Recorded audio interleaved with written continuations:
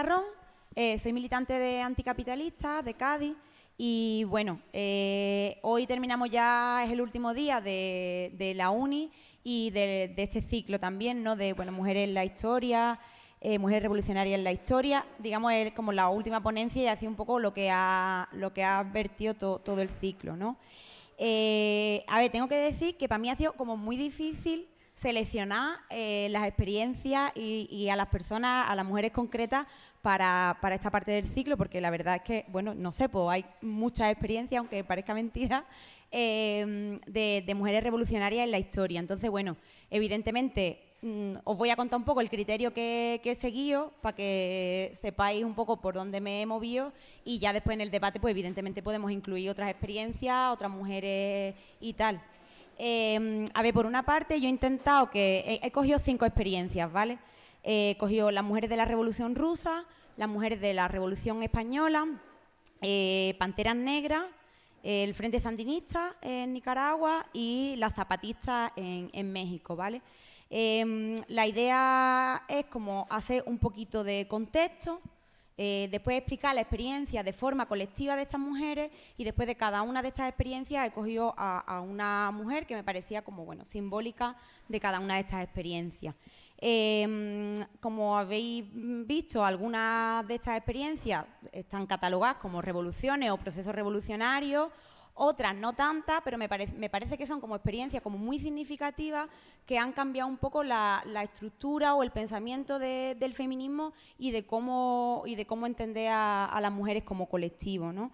Después me parecía como muy importante hablar de ellas de forma colectiva, porque creo que es una de las grandes virtudes que tiene el feminismo como nosotras lo entendemos, que es entender los procesos de forma colectiva. Pero después he querido coger a mujeres concretas porque el problema que muchas veces nos pasa es que tenemos como mucha idea de un montón de hombres, bueno, teóricos, revolucionarios, tal y cual, y apenas tenemos como mujeres concretas en la cabeza, ¿no? Entonces me parecía como también de justicia poder hablar de algunas de forma concreta. Por otra parte, todas son del siglo XX y evidentemente en espacios pues concretos, porque primero porque no me da tiempo a hablar de mucho más y después también porque es lo que más conozco, ¿vale? Entonces como que me parecía un poco ridículo hablaros de cosas con las que no tengo, bueno, pues tanta cercanía o lo que fuera. Y después me parece que hay como 3 consideraciones a la hora de hablar de estos procesos y de estas mujeres. Por una parte, yo creo que es importante entender que no podemos hacer política sin historia, o sea, que nuestro día a día, la política que nosotros hacemos en el contexto actual no puede estar vacío de las experiencias de las que bebemos y de las que tenemos que aprender de otros momentos, pero tampoco podemos entender la historia sin política, es decir, no poner en contexto esas experiencias y ver de dónde vienen esas experiencias, ¿no? Y ver por qué se desarrollan en ese momento de la forma en la que se desarrollan. Después entender que en todas estas experiencias como revolucionarias, efectivamente, la relación entre capitalismo y patriarcado ha estado muy mezclada, ha sido muy contradictoria también y ahora lo veremos, pero ha estado muy, muy presente, ¿no? Y por último, pues creo también que, aunque yo solo menciono, creo, un caso, obviamente hay un montón de experiencias de mujeres revolucionarias que no han estado en un contexto de revolución, que podríamos catalogar como, bueno, mujeres en resistencia, por ejemplo, ¿no? O sea, que evidentemente tenemos que estar ahí, nosotras mismas somos mujeres revolucionarias, ¿no? Que entendemos que, bueno, formamos parte de la historia, formamos parte de esa construcción histórica, pero que es más una resistencia que, bueno, el hacer la revolución, ¿no? Como lo entendemos.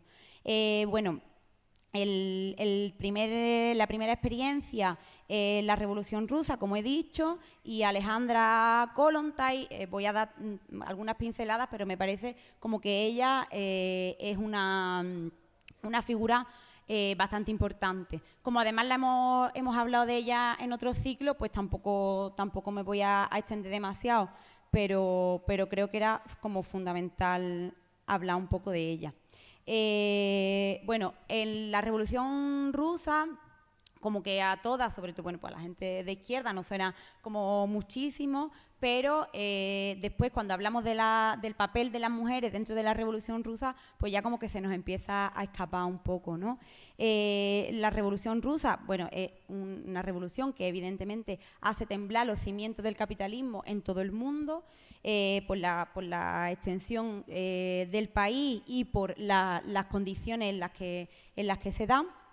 Y en esta revolución, bueno, pues quizás Lenin tiene una de las frases que son importantes, pero que hay que complementar, ¿no? Y él dice que la guerra de ese momento no se habría ganado sin las mujeres, pero evidentemente la Revolución Rusa tampoco se hubiera hecho sin ellas, ¿no?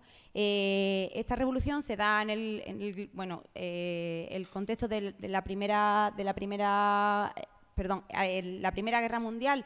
Tiene como mucha fuerza en este contexto, entre otras cosas porque las mujeres empiezan a trabajar en la fábrica.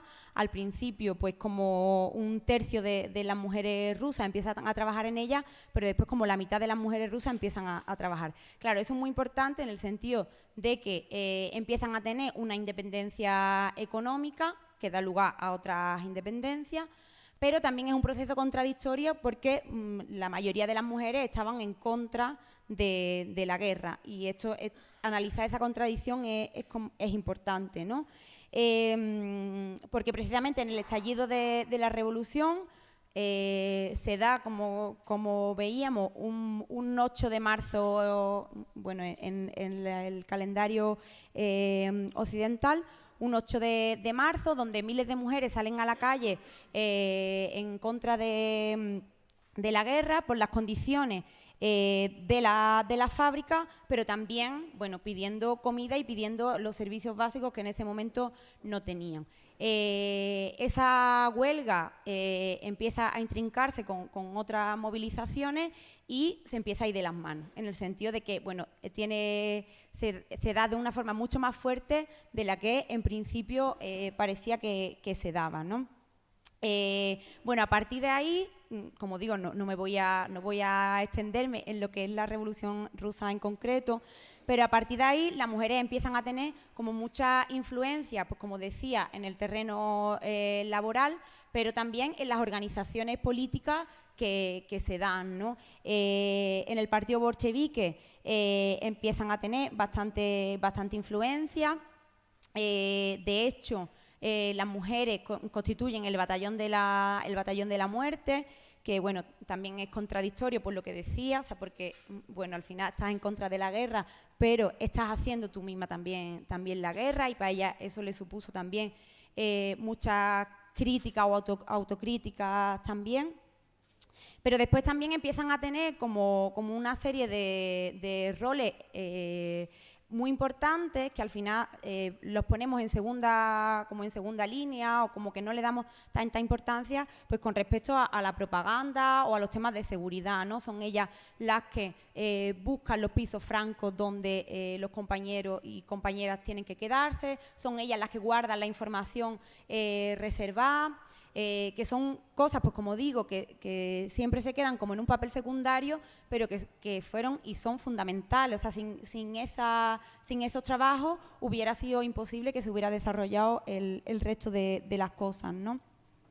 En ese sentido también es importante pensar en la situación que las mujeres tienen en ese contexto, en la Revolución Rusa, que es una situación de semiesclavitud, o sea, donde las mujeres son propiedad de sus padres y cuando se casan son propiedad de su marido, no tienen independencia económica hasta que llega la guerra y empiezan a trabajar en la fábrica, o sea, como unas condiciones que a día de hoy pues, es difícil de entender desde nuestro contexto, pero que si no tampoco se explica por qué es tan importante también la Revolución Rusa en cuestión de género, ¿no?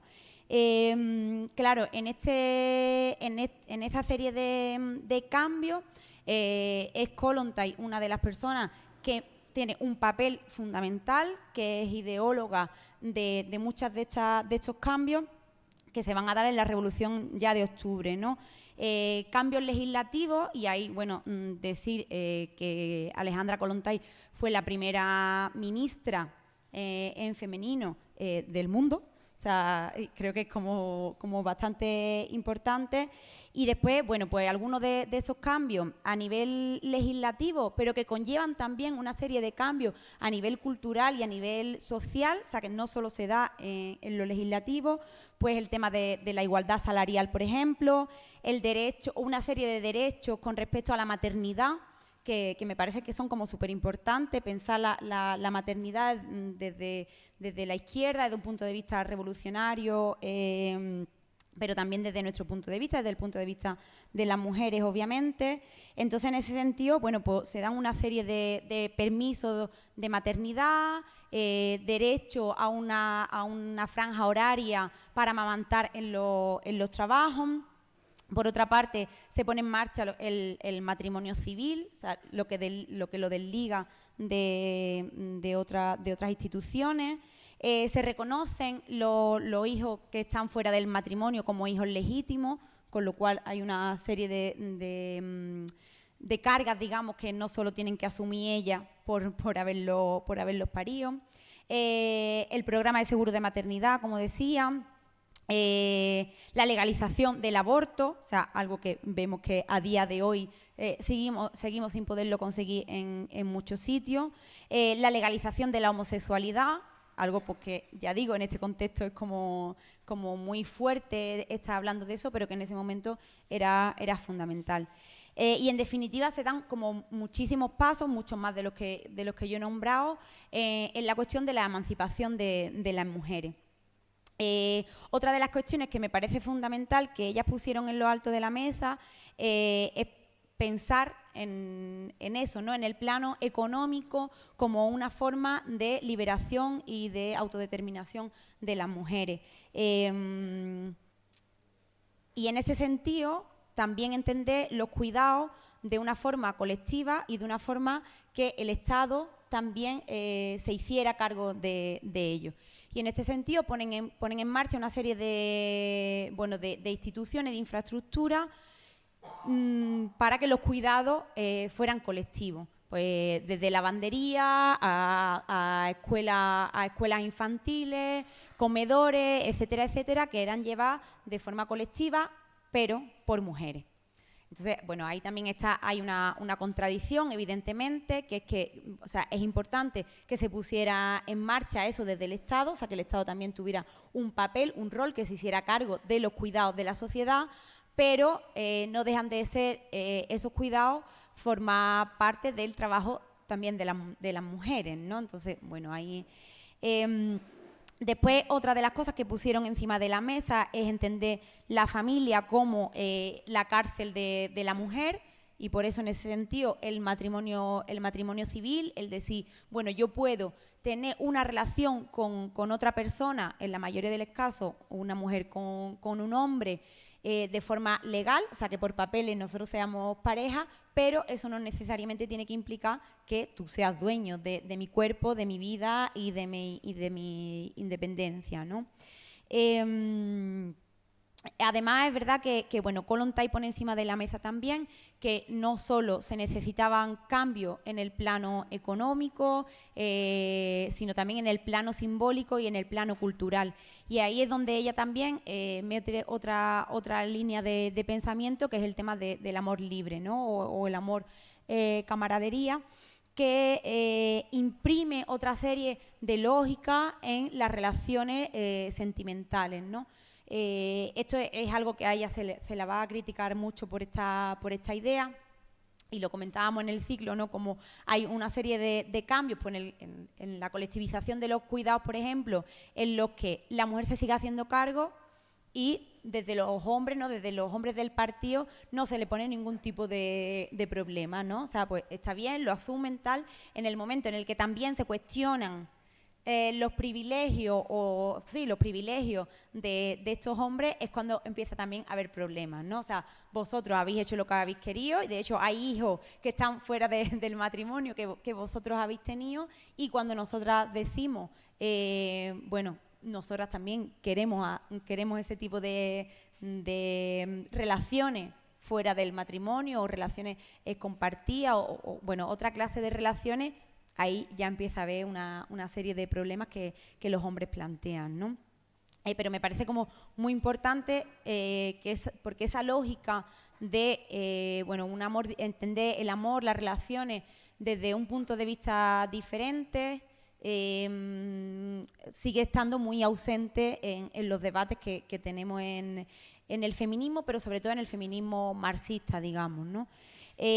Bueno, con la llegada de Stalin toda esa situación se revierte. Obviamente esto es mucho más complejo porque no es solo por el estalinismo, sino también porque no ha dado tiempo a que todos esos derechos conquistados la sociedad los pueda asumir como suyo, como algo que está dentro de su vida, y por tanto es mucho más fácil quitar todo eso, ¿no? Pero aparte, pues, obviamente el estalinismo ya conocemos las consecuencias que tuvo también en otros aspectos. Y bueno, como tres lecciones que, aparte de lo que he estado diciendo, que me parecen importantes como recoger de este proceso, es por una parte, pues esa combinación que intentan hacer las mujeres de la Revolución Rusa, la combinación de lo simbólico, de lo material, de lo cultural, de lo legislativo, etcétera. Pensar también la opresión de las mujeres, la opresión de género, no solo como una cuestión a la externa, sino también como una cuestión a la interna dentro del propio partido.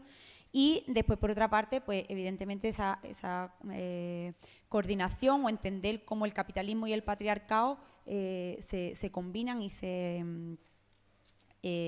modifican también el uno al otro, ¿no?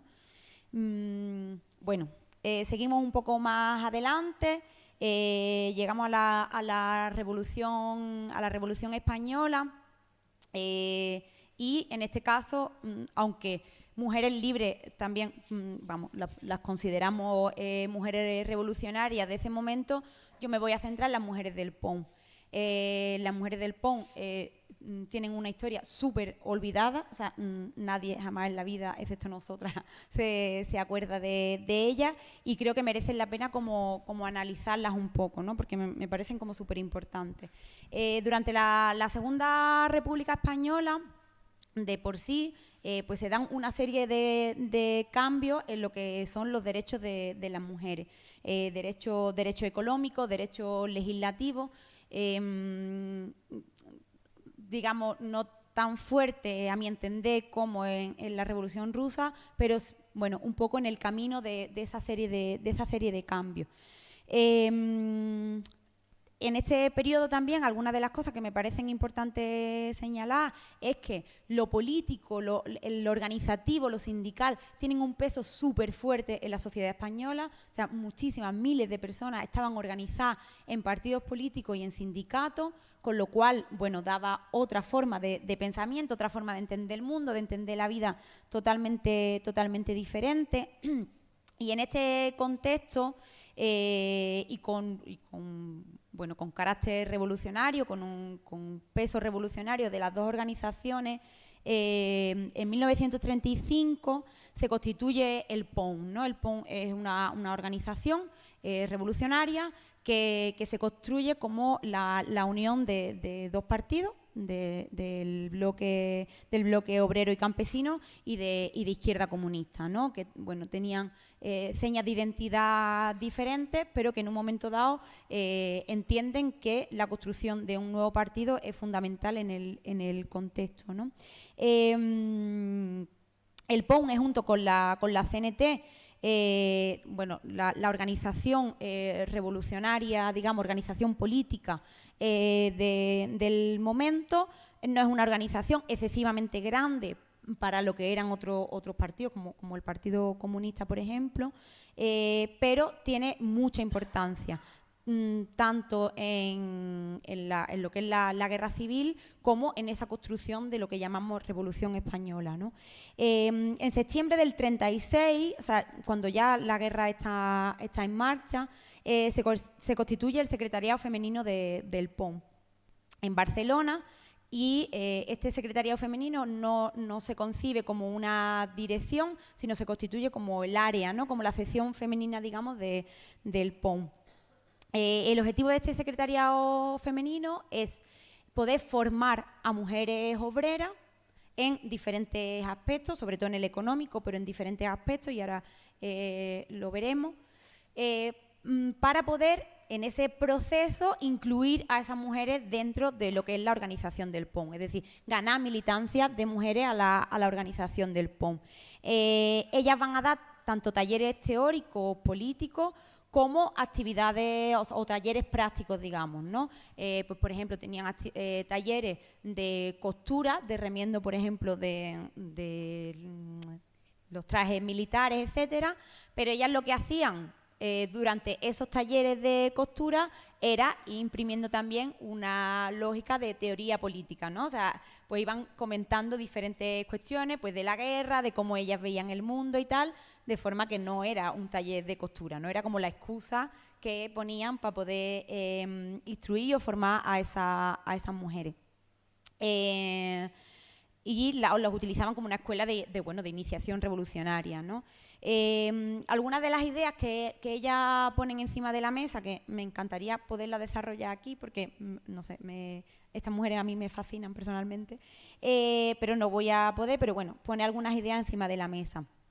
Por una parte, ellas ponen en contradicción el feminismo obrero, marxista, con el feminismo burgués, ¿no? De hecho, muchas de ellas ni siquiera quieren considerarse feministas porque, asumen que la palabra feminismo está asociada con el feminismo burgués y no quieren que a ellas se las reconozca por eso, ¿no? En este sentido, ellas lo que ponen en contradicción es ese conflicto entre capitalismo y patriarcado, ¿no? Asumiendo que la cuestión de clase tiene que estar, es fundamental para poder hacer ese análisis también de género y poder romper con el patriarcado, pero desde el punto de vista de clase, ¿no? De la clase trabajadora.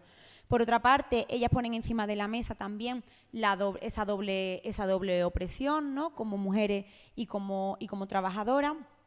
Y después también, pues van a hablar de la emancipación económica, que ya veíamos antes como con las mujeres de la Revolución Rusa, ¿no? Como ellas no entienden cómo la mujer podría liberarse, puede librarse de sus cadenas si no tiene una independencia económica. Para ellas eso era algo central.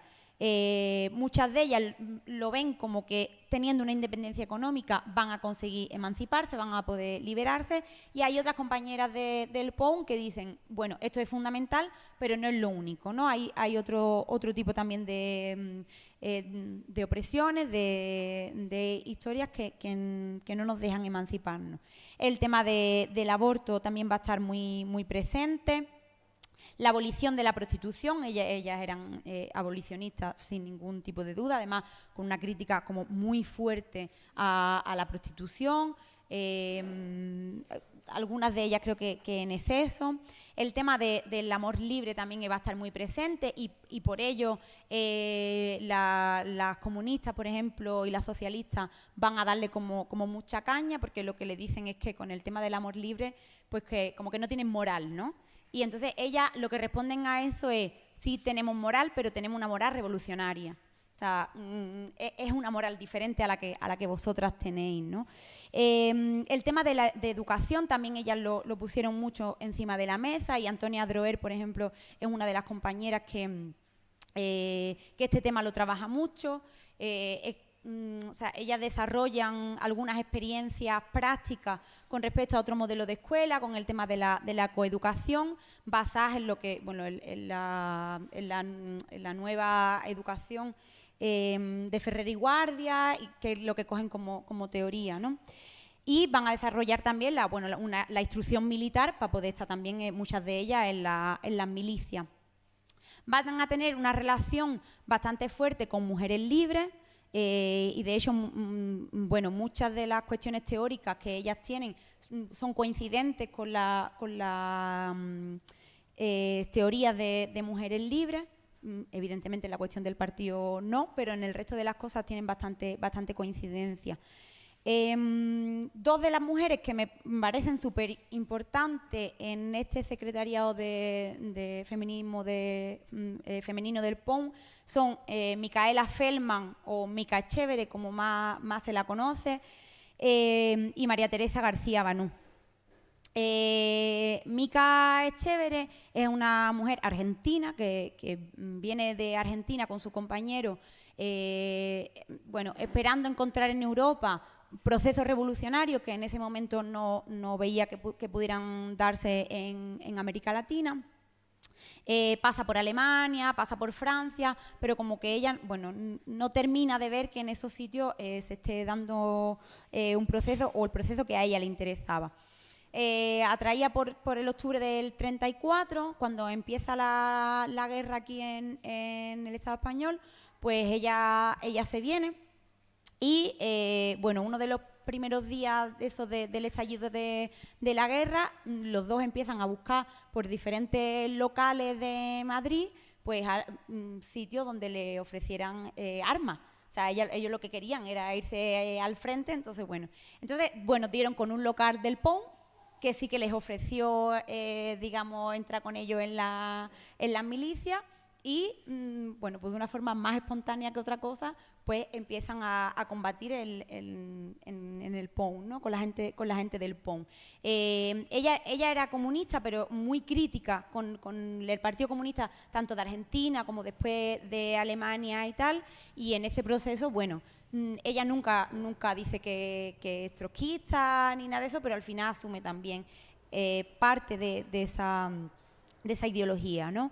Ella en los primeros meses tiene un papel totalmente secundario en el frente. Ella en su libro, en su autobiografía, que me parece magnífica, como que lo explica, como que ella es consciente de que ella no tiene un papel más activo porque le deja el papel a su compañero, que tenía como más experiencia en el tema de la milicia y tal, pero su compañero muere en el frente y ella empieza a tomar un rol muy protagonista, hasta que de hecho, bueno, ella es capitana de la 14 División y lo que se conoce como la brigada motorizada del PON, ¿no? Era la única brigada motorizada que tienen y ella va a ser la capitana. Ella tiene un papel muy importante en el terreno militar y de hecho tanto los compañeros del PON como de otros partidos se lo van a reconocer, pero ella me parece muy interesante la reflexión que ella hace, porque no solo tiene un papel como dirigente militar, sino que ella reflexiona también sobre el papel de los cuidados dentro del propio frente, ¿no? Y cómo, aparte de, bueno, las cuestiones que tienen que ver con lo militar, son súper importantes, obviamente está en el frente de guerra, pero como sin los cuidados que los soldados necesitan, es imposible que se pueda desarrollar la guerra, ¿no? Bueno, y de hecho fue uno de los problemas graves que se tuvieron, que la gente moría por enfermedades, incluso más casi que por los propios tiros, ¿no? Entonces ella hace una reflexión muy fuerte con esto, asume también que ese papel de cuidadora lo asume como madre, ¿no? Y ella, bueno, tiene ahí como muchas contradicciones, pero muchos compañeros también de la dirección le reconocen ese papel, ¿no? Si no se cuida también a los compañeros en el frente, es imposible que sobrevivan para pegar los tiros, ¿no? Cuando el PON se ilegaliza en el 37, ella se va a ir con Mujeres Libres y va a seguir luchando en la guerra hasta que estas dejan de... Bueno, hasta que, en realidad, casi hasta que se pierde la guerra, ¿no? Porque aunque se legalizara que las mujeres dejaran de estar en el frente, muchas de ellas, de hecho, siguieron, ¿no? Y María Teresa García Banú tiene un papel totalmente diferente, o sea, ella no va al frente. Ella es de Madrid, viene de Izquierda Comunista, es periodista y esto de normal no habría por qué decirlo, y de hecho no me gusta, pero ella es compañera de Andrade, pero me parece importante señalarlo porque muchos de los textos que tiene Andrade son hechos también por ella, o sea, son escritos también por ella, pero no se le reconoció, bueno, ni en su momento ni casi ahora, ¿no?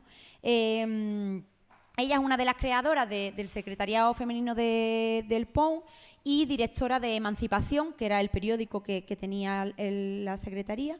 Edita además varios libros de políticas revolucionarias europeas, y ella es la que se encargaba en gran medida de la formación de las mujeres obreras que el secretariado instruía o formaba, ¿no? Ella es una también de las que, cuando el POUM pasa a la clandestinidad, se encarga de esas tareas que decíamos antes, ¿no? De buscar los pisos francos, de ir a convencer a ciertos dirigentes para que algunos compañeros pudieran cruzar a Francia, etcétera, ¿no? Y la verdad es que tiene un papel bastante importante en ese sentido. Voy súper mal de tiempo. Bueno, la otra... terminamos ya con el POUM. La otra experiencia son las Panteras Negras, y Angela Davis, que tiene, o sea, que está muy poco tiempo en el partido, pero que, bueno, me parece que tiene como una relevancia como muy grande como para no nombrarla, ¿no? Estamos hablando ya de los años 60. La propia configuración que se da de la construcción de Estados Unidos y el proceso posterior que se da en Estados Unidos da lugar a una serie de contradicciones, bueno, económicas, de etnia, etcétera, muy, muy grandes, ¿no? Son millones de personas las que están en una situación en su momento y ahora, de hecho, de precariedad, de absoluta precariedad en Estados Unidos, y la población negra va a sufrir esa precariedad de una forma bastante sangrante, ¿no? Los famosos guetos suponían barrios de personas pobres, y muchos de ellos estaban constituidos por afroamericanos, ¿no? La pobreza, la desigualdad, la marginación, pero sobre todo, y me parece una cuestión súper importante, el racismo de Estado y de las instituciones del Estado va a jugar un papel fundamental en cómo se construye la sociedad estadounidense, cómo se construyen estos guetos, ¿no? Claro, en los años 60, por múltiples razones, se empiezan a dar una serie de protestas muy fuertes en la sociedad estadounidense, muchas de forma pacífica, pero otras de forma no tan pacífica, ¿no? Y bueno, y hay una serie de gente, afroamericanos, que empiezan a ver la necesidad de autodefensa, o sea, de cómo el Estado, o sea, no solo el resto de la sociedad, sino el Estado los está reprimiendo, y ellos necesitan defenderse. Entonces, bueno, crean el partido Panteras Negras como una organización socialista y revolucionaria, con una crítica muy fuerte al capitalismo, al imperialismo, entendiendo que la cuestión de clase tiene que, o la lucha de clase se tiene que dar de una forma internacional, o sea, no vale con que en cada país o en cada estado se dé, sino que tiene que ser de forma internacional, y donde obviamente la cuestión racial, la cuestión de clase y en este caso también la cuestión de género es fundamental para la construcción del partido de Panteras Negras, ¿no? En un principio empiezan a constituir patrullas armadas en los diferentes barrios para poder defenderse de la policía, pero empiezan también a avanzar en otros sentidos, ¿no? Entendiendo que no solo vale la autodefensa como una cuestión defensiva, sino también hay que construir otra serie de poderes al margen del Estado, para poder sobrevivir casi, ¿no? Entonces, en ese sentido, empiezan a construir programas sociales donde se cubrieran las necesidades básicas de las personas, programas de sanidad gratuita, de talleres, y también con una conciencia muy fuerte de que había que construir la conciencia de clase. O sea, de que no era posible conformar otra sociedad si la propia gente que sufría esa opresión no era capaz de entender que estaban oprimidos y por qué estaban oprimidos. El 70% de la militancia del Partido Panteras Negras eran mujeres. Esto me parece como una cuestión súper importante, ¿no? Brutal, porque es que a día de hoy no encuentro como ninguna experiencia mixta, ¿no? Obviamente no mixta sí, pero mixta, donde haya un porcentaje tan alto de militancia de mujeres, ¿no? Esto evidentemente no quiere decir que hubiera un fuerte machismo dentro de la organización, ellas son conscientes de ello y empiezan a poner como muchas medidas y muchas herramientas encima de la mesa para responder a este machismo. No lo erradican en ningún momento, obviamente, pero sí que empiezan a dar como grandes pasos, pasos muy grandes, y uno de ellos precisamente que muchas de las líderes, muchas de la gran parte de la dirección de Panteras Negras empiezan a ser mujeres, ¿no? Empiezan a coger un rol muy protagonista, donde los cargos empiezan a ser también igualitarios, donde la participación de las mujeres se da de forma muy fuerte.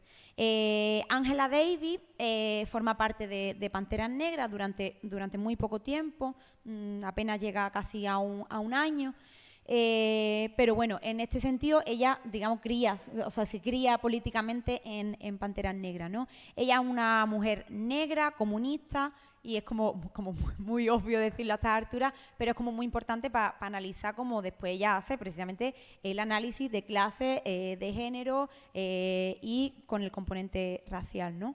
Ella estudia en Europa, pero en el 67 se vuelve a Estados Unidos y es cuando entra en Panteras Negras, pero en el 68 ya empieza a formar parte del Partido Comunista de Estados Unidos, y es por esto por lo que en la universidad, la apartan de la universidad por ser mujer negra y comunista.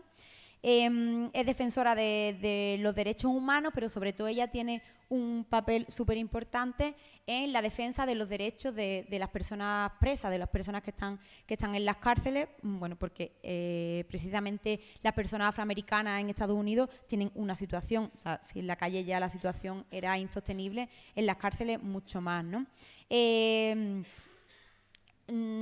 A ella la acusan de asesinato.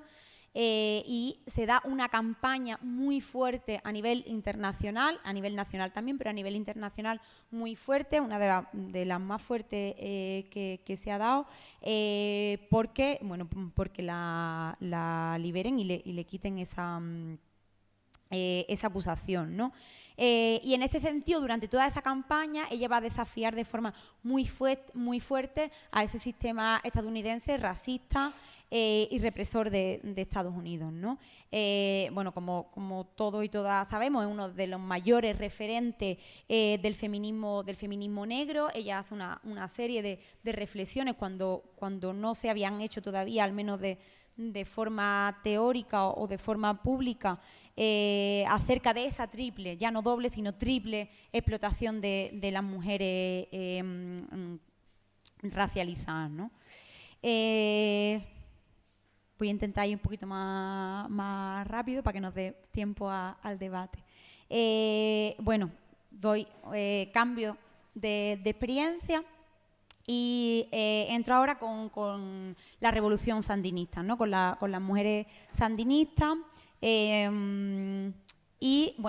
mujer que digamos que he escogido para poder hablar de ella es Leticia Herrera. Y bueno, ahora veremos un poco cómo se desarrolla también su militancia, ¿no? Nicaragua había sido durante gran parte de su historia un país de intentos de revoluciones, ¿no? O sea, había tenido como una historia política muy movida, pero como que pues las organizaciones en Nicaragua, empiezan a pensar que es como prácticamente imposible después de tantos intentos poder llegar a aspirar a la victoria en la revolución, ¿no? En julio del 79 el Frente Sandinista entra lo estoy contando evidentemente muy rápido, esto tiene un proceso muchísimo más largo que todo esto, pero entra en Managua y toma los últimos símbolos del poder somocista. El Frente Sandinista es una organización armada, antiimperialista y revolucionaria que creen en una estrategia foquista y con el guevarismo como bandera un poco, ¿no?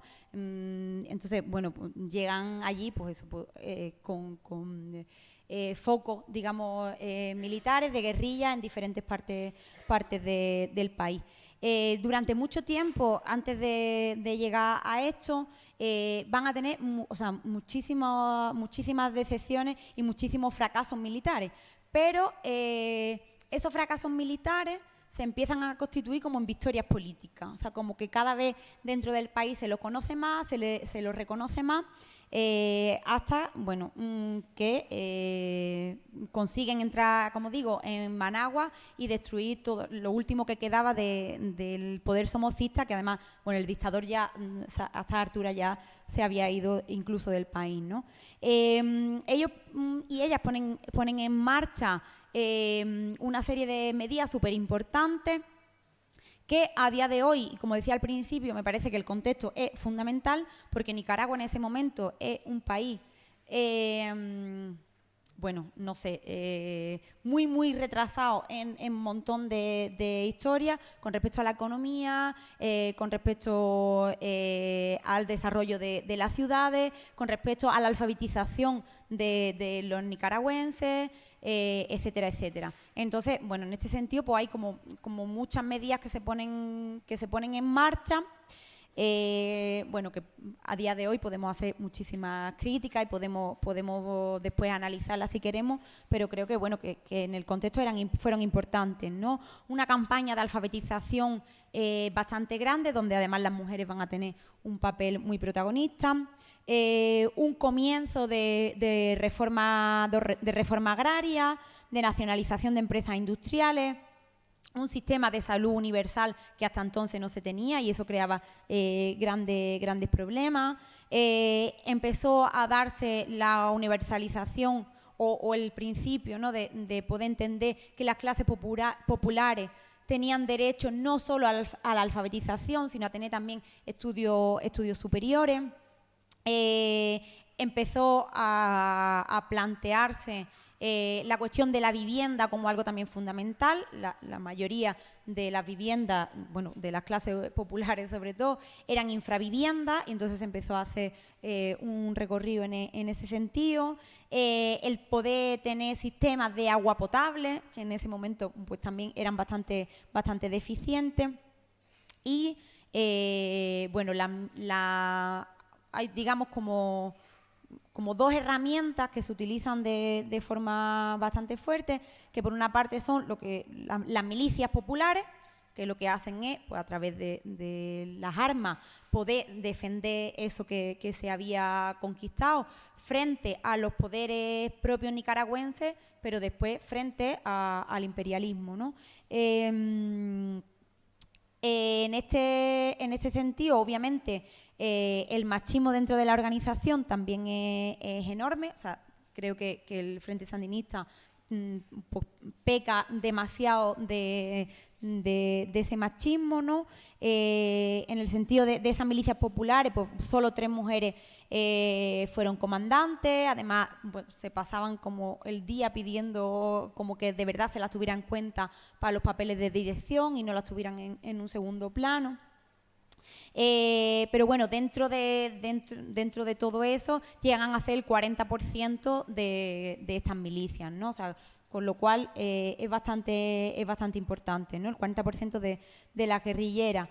Y en este sentido también, ellas, una de las cosas que mejor hacen, creo, es intentar demostrar, obviamente, que el trabajo que ellas hacían era importante y podían hacer, digamos, el mismo trabajo que los compañeros, pero también el entender que la democracia interna o el ser orgánico, que diríamos hoy, era fundamental precisamente para poder también conseguir victorias, ¿no? Y en eso, pues claro, ellas lo hacían muchísimo mejor que ellos, ¿no? O sea, si se era orgánico, si de verdad se tenían en cuenta las direcciones y los canales que se habían establecido, ellas también tenían un papel importante, ¿no? En este sentido también, lo que decía, tienen una segunda pata que es el AMPRONAC, que bueno, es una asociación de mujeres, se llama Asociación de Mujeres ante la Problemática Nacional, y al principio esta asociación son madres, o sea, que lo que no quieren es que sus hijos sigan muriendo, ni sigan muriendo tanto en el frente, digamos, como después por otro tipo de situaciones.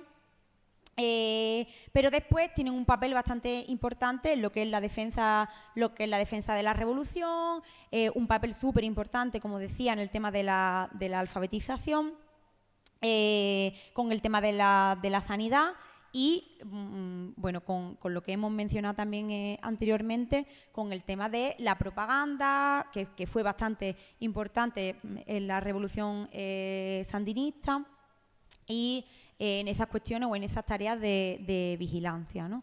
En eso que decía de que el Frente Sandinista tuvo un componente bastante patriarcal y bastante machista, el Frente va a entender, o al menos la dirección del Frente va a entender, que las mujeres tienen un papel fundamental, y es que son madres de la siguiente generación, digamos, que van a ser los que defiendan la revolución, ¿no?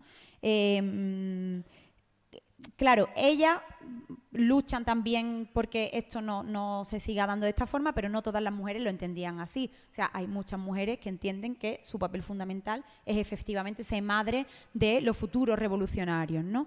De los futuros guerrilleros y de los futuros revolucionarios.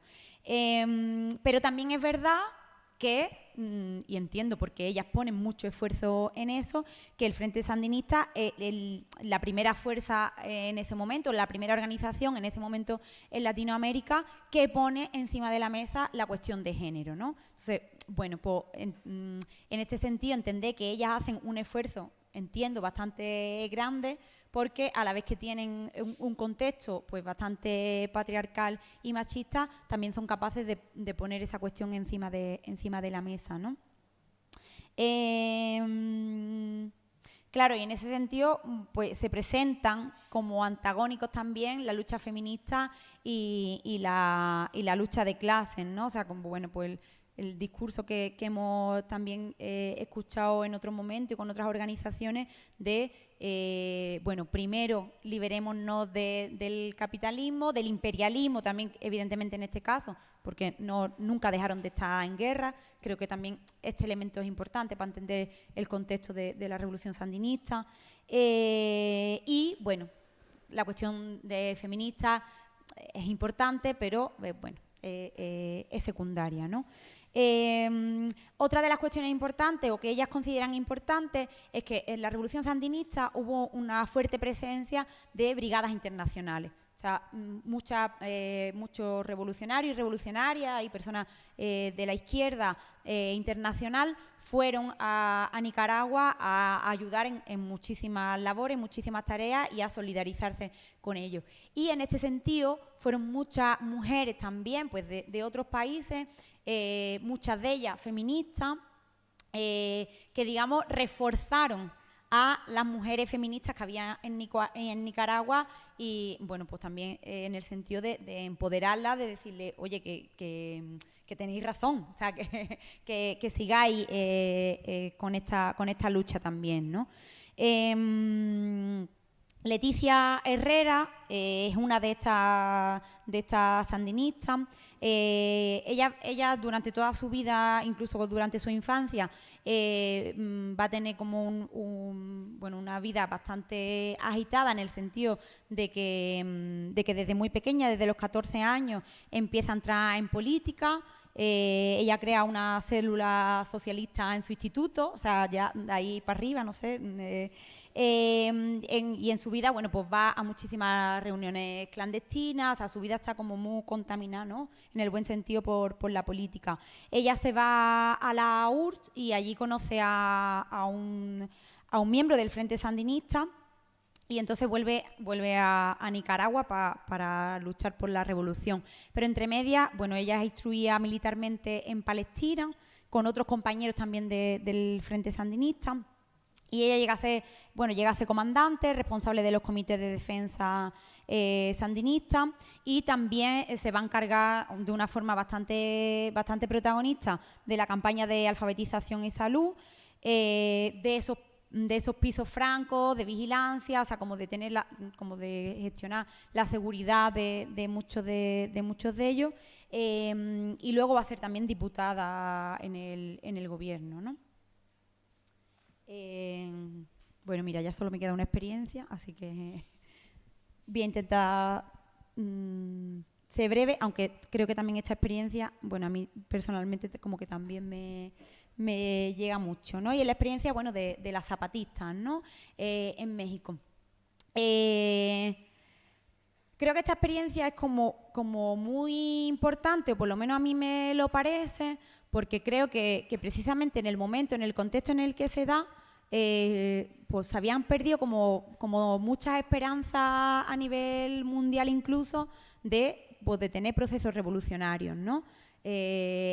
Bueno, habían fracasado habían fracasado como todos los intentos y todas las experiencias revolucionarias, y como que esto era como un poco de aire fresco para ese momento. Pero no solo por el contexto, sino también por quién protagoniza esta experiencia, ¿no? Y es una experiencia protagonizada fundamentalmente de una forma muy mayoritaria, aunque no solo, pero muy mayoritaria, por indígenas, por comunidades indígenas, en un país donde, en México, donde se les ha relegado, se les ha oprimido, se les ha perseguido desde mucho tiempo atrás, y donde en este momento, bueno, pues demuestran que las cosas se podían hacer de otra manera, que un Estado tan fuerte, porque el Estado mexicano es un Estado súper fuerte, súper militarizado, eran capaces de enfrentarse a esos poderes, ¿no? Bueno, los zapatistas tienen una historia mucho más larga, mucho anterior, de preparación, de proceso, un proceso muy largo y muy bonito, antes de salir, digamos, públicamente con las armas, que no voy a contar, evidentemente, pero durante 10 años antes de salir públicamente, ellos hacen un recorrido súper fuerte por las comunidades indígenas del estado de Chiapas, convenciendo comunidad por comunidad, persona por persona prácticamente, de que era necesario el empoderamiento de los indígenas y que se era capaz de enfrentarse al Estado mexicano y en realidad al imperialismo también, ¿no? Tras ese proceso, el 1 de enero de 1994, y al mismo tiempo que el Estado mexicano, bueno, que no solo el Estado mexicano, bueno, pero se aprueba el Tratado de Libre Comercio, pues estos indígenas se alzan en armas en Chiapas, tomando siete cabeceras del Estado, ¿no? Siete comarcas del Estado de Chiapas. Ellos en ese momento ya eran miles de personas, hombres y mujeres, las que se alzaron en armas, pidiendo todo. O sea, en ese momento lo pedían todo. Pedían tierra, pedían trabajo, pedían libertad, pedían independencia también, y una emancipación, pero también un reconocimiento de esas comunidades indígenas, de esa identidad indígena. Y ese alzamiento tiene, como era de esperar, una fuerte represión por parte del Estado y del ejército mexicano. En ese momento no son muchas mujeres las que participan de forma militar, digamos, pero son muchas mujeres las que están detrás, pero en ese momento todavía no muchas. Pero una vez que se alzan en armas y muchas de estas mujeres ven que compañeras suyas, que mujeres que han estado al lado suya, mujeres indígenas, en las que se reconocen, son capaces de empuñar un arma, son muchas las que se suman, ¿no? Y empiezan a agregarse al ejército zapatista. Empiezan también a tener responsabilidades, a hacerse cargo de diversas tareas tanto en el sentido militar como bases de apoyo, que vuelvo a repetir, esto creo que después lo hablaré un poco más en el debate, pero creo que cuando hablamos también de las revoluciones, las tareas de cuidado también las dejamos relegar, ¿no? Y no lo vemos como tan romántico, ¿no? Como lo que es la propia milicia, ¿no? Pero evidentemente estas bases de apoyo eran y son fundamentales, ¿no? Y empiezan a crearse y ellas a participar en ellas una serie de instituciones paralelas al Estado mexicano, ¿no? Una serie de instituciones que se llaman juntas de buen gobierno, populares, democráticas, y que intentan ser, y de hecho en algunas cuestiones lo son, contrapoderes al poder mexicano, ¿no? Al poder del gobierno mexicano. Otra de las cosas también importantes que me parecen del ejército zapatista es que después de alzarse en armas en esos primeros días, ellos empiezan a escuchar a la sociedad mexicana. Y la sociedad mexicana lo que quiere, digamos, es un proceso de paz. O sea, quieren que esas comunidades puedan tener la serie de derechos que piden, pero, bueno, que no sigan empuñando esas armas, que no se abra una guerra, digamos, ¿no? Entonces, bueno, ellos en ese momento tienen una contradicción entre seguir con esa guerra que habían empezado, pero que el resto de la sociedad mexicana pues no los apoyaba, porque ya se lo estaban diciendo, o dejar las armas y conseguir, o intentar conseguir, que la sociedad mexicana, y después lo vieron internacional, pudiera apoyarlos. Y ellos lo que hacen es decir, vale, las dejamos no en el sentido de abandonarlas, vamos a dejar de pegar tiros mientras, o sea, solo como una cuestión defensiva, no como una cuestión ofensiva, ¿vale? Esto le da un resultado bastante bueno en el sentido de que efectivamente la sociedad a nivel nacional y a nivel internacional se vuelca con ellos, ¿no? Y empiezan a entender qué es la cuestión indígena, qué es por dónde están pasando, ¿no? En un estado tan represivo. Y empiezan a utilizar, digamos, ellos hablan de que empiezan a utilizar la palabra como arma. Y hacen, de hecho, un fuerte trabajo de comunicación en ese sentido. O sea, creo que es como... Digo, esto es mucho más difícil o más largo de contar, ¿no? Pero creo que, o sea, comunidades indígenas en un momento de represión ante ese alzamiento, en Chiapas, que es un estado súper empobrecido, se puede hacer un trabajo de comunicación tan potente. O sea, como que me parece como de mucho reconocimiento, ¿no? Bueno, en estos espacios de participación y de contrapoder, como decían, ellas son conscientes también del machismo tan imperante que se daba. O sea, además, la sociedad mexicana es especialmente una sociedad bastante machista. Y, pues, obviamente, pues, las comunidades indígenas no escapan tampoco a eso, ¿no? Pero ellas empiezan exactamente a ser conscientes y a intentar, igual que luchar contra el neoliberalismo, contra el Estado mexicano, luchar también contra el patriarcado que se daba ante sus propios compañeros, ¿no?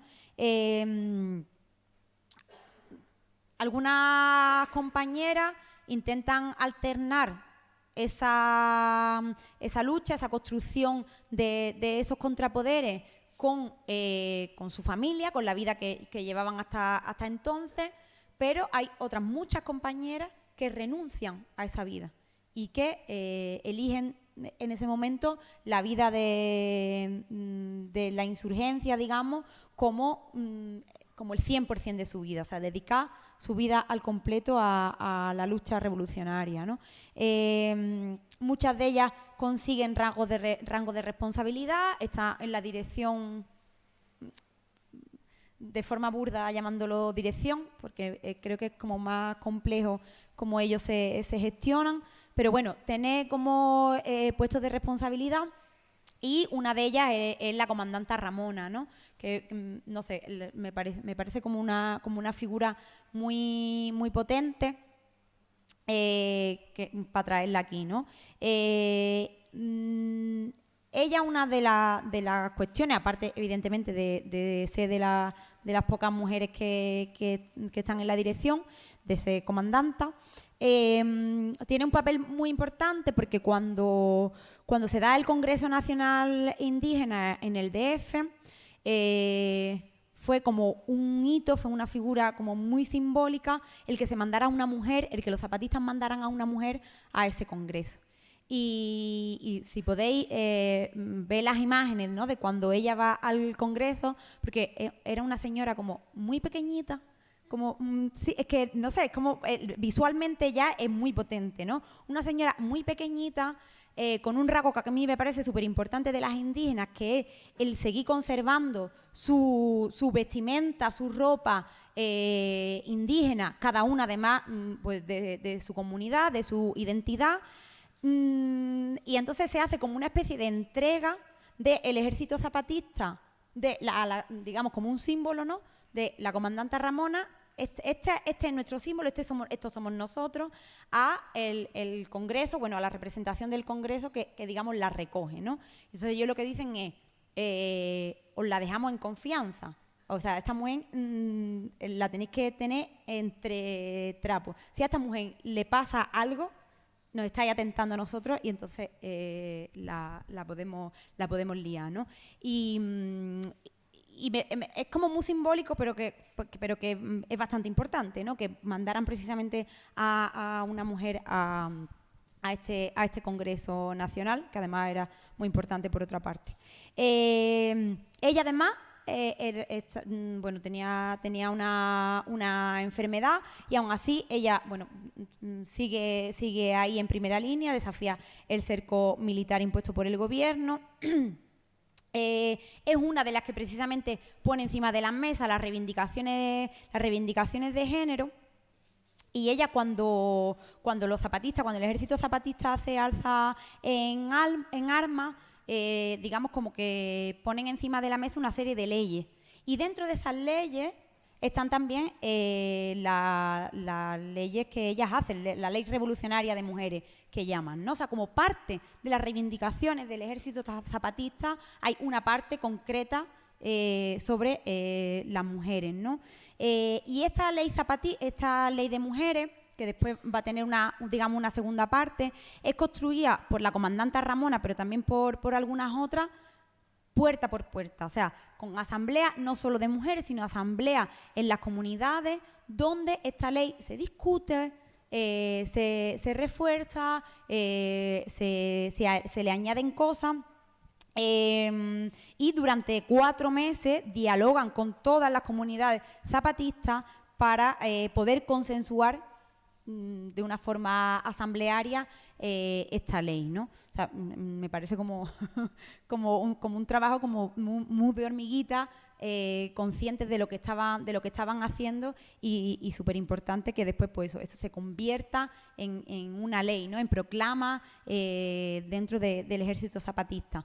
La mayor Ana María también es una de las mujeres que tienen un papel importante dentro del ejército zapatista.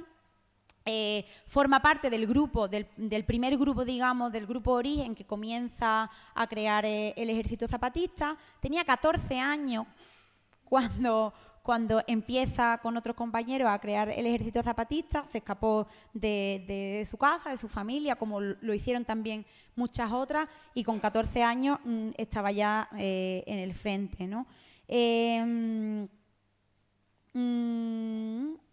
Creo que esta lucha, y aquí termino, como indígenas, como pobres que se reconocen, ¿no?, y también como mujeres, es súper importante porque ellas ponen encima de la mesa los derechos de las mujeres como derechos colectivos, ¿no?, como derechos que forman parte de esa cosmovisión colectiva, de comunidad que tienen, y donde las mujeres también tienen que ser reconocidas ahí, ¿no? Y bueno, dentro de eso pues construyen también un encuentro internacional de mujeres que luchan, donde la mayor Ana María en este caso también es protagonista de ese encuentro. Y bueno, estas son las 5 experiencias que ponía encima de la mesa, porque realmente no daba tiempo a nada más, pero como decía al principio, podemos complementarla con muchas otras o bueno, matizar o enriquecer por las que yo he traído. Y bueno, sin más.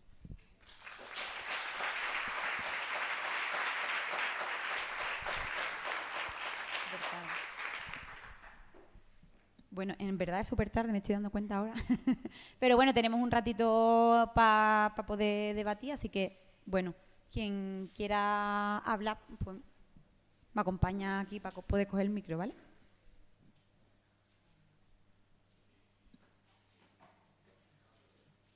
Ah, bueno, que queréis hablar de vuestro sitio también podéis.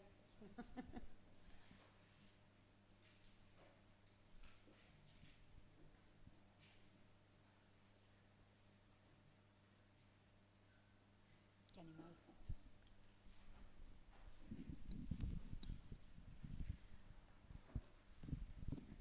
Bueno, lo primero, muchísimas gracias, que a mí la verdad me ha parecido súper interesante y muchísimo de lo que has contado no lo conocía y valoro un montón como que nos traigas este patrimonio, ¿no? Que es súper importante y muy bonito conocerlo.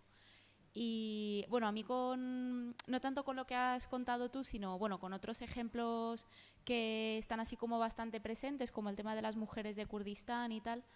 Me parece, siempre me queda como una especie de sensación que la comparto para ver si de aquí sale también como un poco de debate o de ideas que queráis aportar, que es que de alguna forma, bueno, todo este imaginario de las mujeres luchando y armadas y tal, tiene toda esa parte positiva de visibilizar que hay también mujeres en estos procesos revolucionarios, pero también me parece que hay como una especie de esencialización de la mujer, identificación de la mujer con la idea de patria o con una cierta forma de nacionalismo en el fondo, ¿no?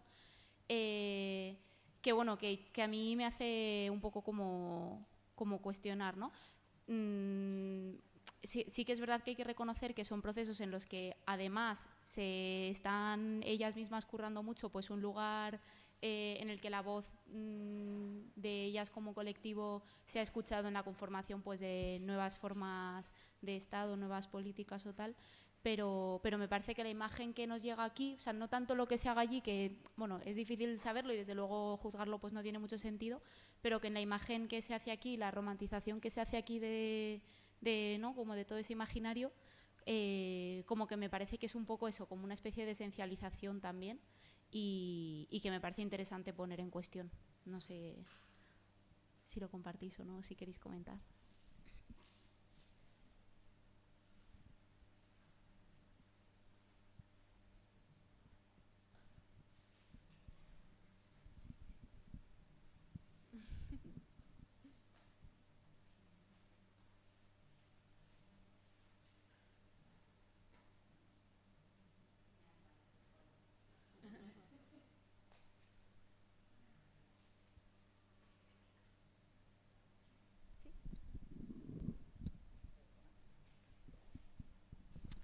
A ver, yo un poco también para ver realmente lo que desidealizar un poco esta lucha, pero también idealizarla por otro lado. Me gustaría comentar un libro que no sé si lo habéis leído, que es de Svetlana Alexievich, que se llama La guerra no tiene rostro de mujer, que es un libro fundamental en el cual las mujeres rusas, son cientos de entrevistas a mujeres rusas que participaron en la Segunda Guerra Mundial defendiendo su país y defendiendo su idea de revolución.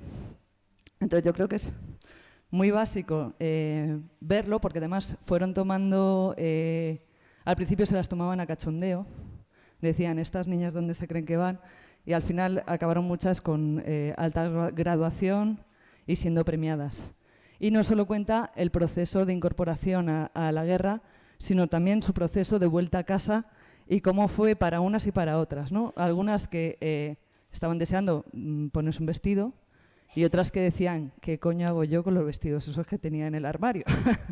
Entonces está muy bien porque te muestra toda la Y además, la propia autora lo dice, esta autora es premio Nobel, por cierto, la propia autora lo dice, que cada vez que escribía una parte o contactaba con algunas, muchas más la llamaban, ¿no? Y entonces empezó a lo mejor contactando con enfermeras, pero acabó contactando con aviadoras, con gente que había estado en primera línea de guerra, con todo tipo de mujeres que habían estado luchando por lo que ellas consideraban la revolución y la defensa de la misma.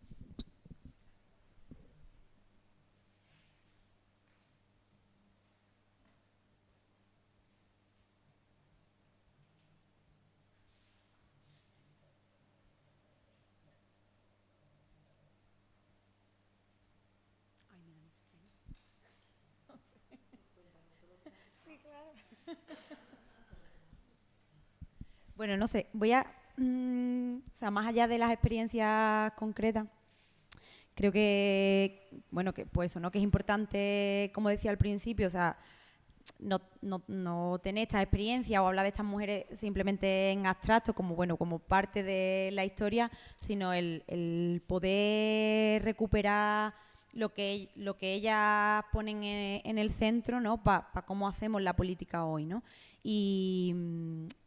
Y bueno, yo creo que precisamente muchas de las ideas que ellas ponen y las mujeres del POUM, por ejemplo, son las que yo más he estudiado.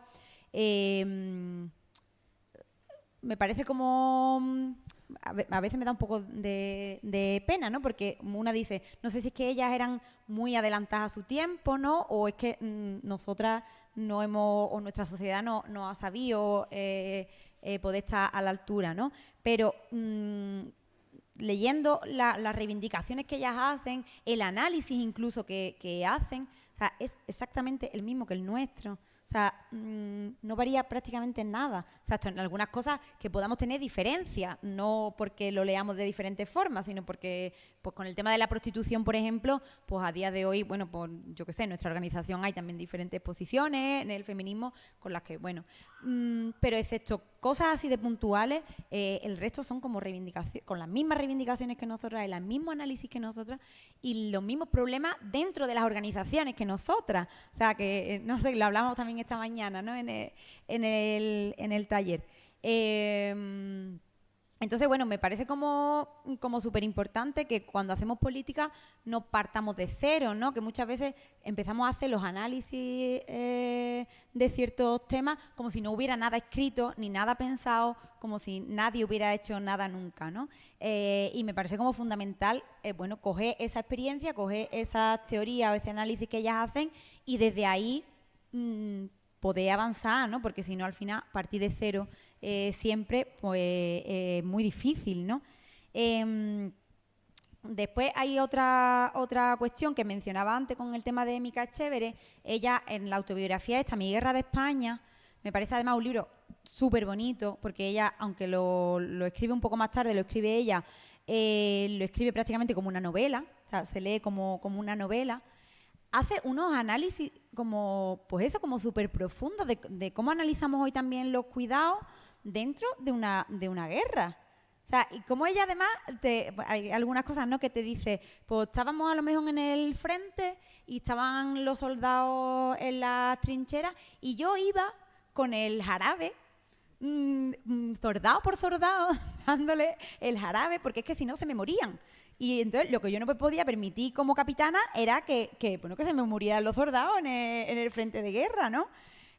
O después, pues como muchos de sus propios soldados que la veían a ella y veían a otras compañeras que estaban luchando con ellos, como por ejemplo para las tareas, bueno, pues del día a día, de lavar la ropa o de hacer de comer, como los propios compañeros como que le exigían en algunos momentos, bueno, que las compañeras tenían que hacer esas cosas, porque en otros frentes, como en los del PC, por ejemplo, las compañeras lo hacían. Y entonces ella, también sabiéndose en la posición que tenía, ¿no?, como dirección y como el respeto que le tenían los compañeros, le decía, ¿tú qué me estás diciendo? ¿Que yo te tengo que lavar los calcetines? Claro, era como, no, hombre, no estoy diciendo que lo tenga que hacer tú. Claro, entonces ya, claro, los tipos era como, bueno, espérate. Claro, y era como, no, ni yo, ni ninguna de tus compañeras. O sea, este trabajo, igual que el pegatiro, lo estamos haciendo también nosotras, este tipo de trabajo también lo tenéis que hacer vosotros, porque son labores de supervivencia y punto, ¿no? Y ella con eso cerraba cualquier tipo de debate y de asunto. Pero me gusta mucho, ¿no? Pues como pues esas reflexiones que ellas hacen, no solo Mica porque, no sé, como lo hace como de una forma muy explícita, ¿no? Pero, o como hablamos, ¿no? De las sandinistas, pues en ese papel de madre, ¿no? ¿Cómo hacen también esas reflexiones, ¿no? De bueno, cómo soy capaz de estar aquí en el frente, de tener un papel igual que el de un hombre, pero reconociendo que hay otro tipo de tareas que me están encomendando a mí, que sé que son fundamentales, pero que ellos también tienen que hacer. Y entonces esa contradicción al final pues son las mismas, efectivamente, que como decía, que tenemos nosotras, ¿no? No sé, con lo que tú decías de ese imaginario, ¿no? de defensa de la patria, ¿no? Yo creo que en algunos casos efectivamente, o sea, eso es como fundamental, ¿no? Pero creo que también es como un sentimiento de identidad, ¿no? O sea, que me refiero muchas veces las cuestiones como, no quiero reducirlo a lo emocional, pero como esas cuestiones como de identidad, de identificación con algo, al final también te hacen como venirte arriba, ¿no? Como superar eso tan grande que tienes enfrente y que por lo que tú estás luchando. Y es verdad que necesitamos tener como una propia referencia, ¿no? De reconocerte en algo para poder dar esta lucha, ¿no? No sé, pero me resulta un debate también muy, muy complejo, ¿no?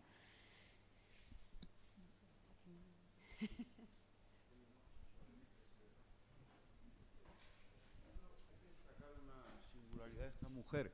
Ella no era en modo alguno una patriota de ningún país, era una comunista que hacía un recorrido por Europa con su compañero para intervenir en la transformación social en el lugar más avanzado del mundo para ellos en aquella época, ¿no? Y termina recalando en España porque consideraba que allí estaba por medio de una revolución y se incorporan en Madrid de inmediato porque creen que esa es su obligación. El compañero era un hombre que por lo visto tenía alguna experiencia militar, por eso le eligen como oficial de la unidad de milicias y a los pocos días por su forma de entender la táctica militar, que era avanzar al frente de sus hombres, es decir, síganme, pues se mueren en combate y se quedan sin oficial al mando. Entonces tienen que hacer una asamblea para elegir el siguiente oficial. No tienen una oficialidad militar y la eligen a ella. Es la primera mujer elegida oficial en el ejército español y la única mujer oficial de compañía en la guerra civil. No hay ninguna otra en ninguno de los bandos. Pero luego hay otra cosa muy curiosa en su biografía. Escribe una biografía que es Mi Guerra Civil Española, en la que cuenta toda su peripecia, y hay un problema que tiene, que dirigiendo a su tropa, que obedece sus órdenes, lo que no quieren sus hombres es que corra ningún riesgo y la hacen quedarse detrás, con lo cual en muchas ocasiones es incapaz de poder controlar lo que está ocurriendo, porque su tropa se niega a aceptar que su oficial se arriesgue como ellos, que es una cosa también, una muestra de machismo al revés. Es decir, como esta señora no es como nosotros, que podemos correr más y pegar tiros mejor, pues más vale que no se arriesgue como nosotros, ¿no? Pero hay una anécdota también de ella, y es que continúa su acción militar en el Mayo francés, organizando barricadas para los estudiantes. Era una ancianita ya que no mostraba ningún peligro para la policía y pasaba por todos sitios y así, ¿no?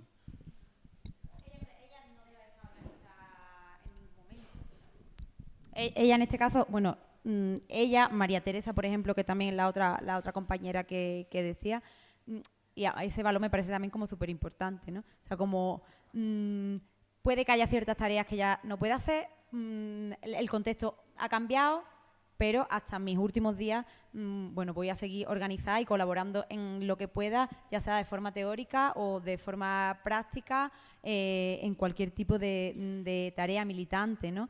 Y no sé, me parece como súper importante, ¿no? Porque muchas veces vemos y nosotras, bueno, esto ya por alargarme un poco, porque creo que es importante, ¿no? En Anticapi, por ejemplo, nosotras echamos mucho de menos a las compañeras de la Liga. O sea, hay muy pocas mujeres de la Liga que siguieron después en su militancia, ¿no? hay algunas, y vamos, para nosotras son un valor fundamental. Y de hecho algunas compañeras de la Liga, que aunque no estén en Anticapi, bueno, como que seguimos permanentemente acudiendo a ella para miles de historias, ¿no? Pero las que están, o sea, para mí tienen como un valor y un reconocimiento como súper importante, ¿no? O sea, como seguir, pues eso, ¿no? Colaborando y poder seguir tirando del hilo y no empezar desde el principio con los debates, con la lucha, con la forma en la que nos organizamos, etcétera, ¿no?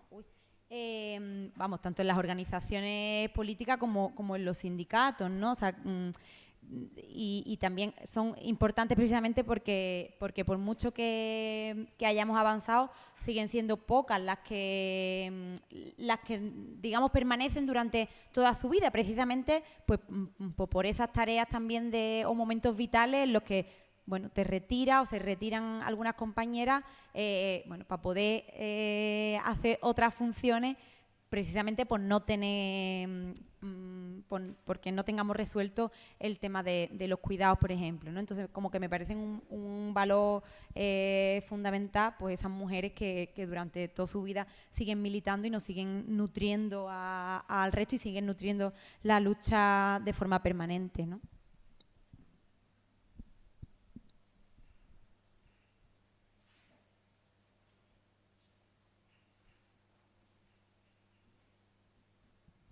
Bueno, ¿se anima alguien más? Si no, pues ya está, nos vamos, que no pasa nada. Que, por eso te digo que podemos tomar un café, podemos irnos, vamos, que no tenemos que agotar tiempo hasta... Vale, venga, pues vámonos.